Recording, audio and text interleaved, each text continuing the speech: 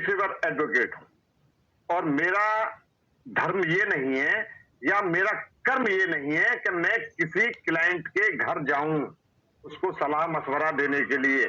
सुनिए बिल्कुल। सुनिए मेरी बात। तो मैं क्यों उनको सलाह दूंगा? उनको यदि किसी मामले में सलाह चाहिए तो मेरे पास आएंगे।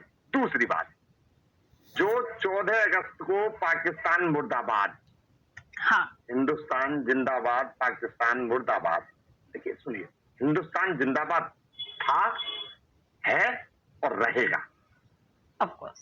पर लेकिन ये जो सीमा और सचिन का जो कृत्य है ना बहन जी, ये बिल्कुल अय्यासी से भरा हुआ है, अय्यासी। और एपी सिंह साहब उसमें एंट्री करते हैं बेफिजूल, बेफिजूल।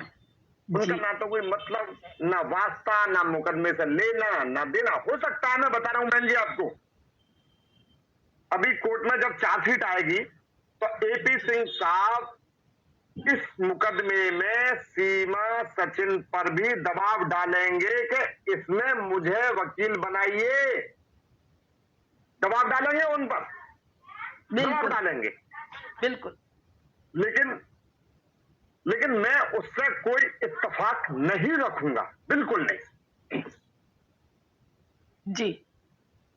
तो एपी सिंह साहब तो ऐसे व्यक्ति हैं कि जो हाईलाइट, बहन जी अब से पहले भी मैं वो कह चुका हूं कि जो हाईलाइट मामले होते हैं ना, हाईलाइट, कि जिनसे उनको या तो उनकी आमदनी हो, उनके अपने पास, बुरा मत मानना बहन जी, मैं कोई यूट्यूबर नहीं, यूट्यूबर भी उनके अपने हैं,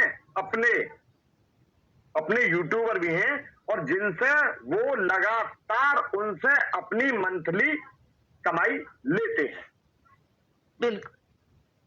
हो सकता है कि आगे ट्रायल में एपी सिंह सीमा और सचिन पर दबाव डाले कि मैं ट्रायल लड़ूंगा, और जबकि वो, मैं बता रहा हूं आपको, अभी तक तो वो वकील उसमें है नहीं, और ना जिस तरीके से करवा रहे हैं ना कि मैं नागरिकता दिलवा दूंगा। स्टेटमेंट बहन जी सुना होगा आपने कि राष्ट्रपति साहब महोदया के पास गए थे एपी सिंह साहब, उसकी याचिका लेकर के कि इसको क्षमा याचना दे दो।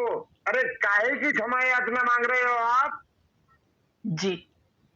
वकील हो, आप वकील हो, किसी आम आदमी को, अनसमझ आदमी को आप, मैं सब, मुझे आप, अब मैं, मुझे कहने दीजिए, मुझे किसी व्यक्ति को आप चूतिया मत बनाइए अपनी टीआरपी के लिए, अपनी कमाई के लिए। एग्जैक्टली।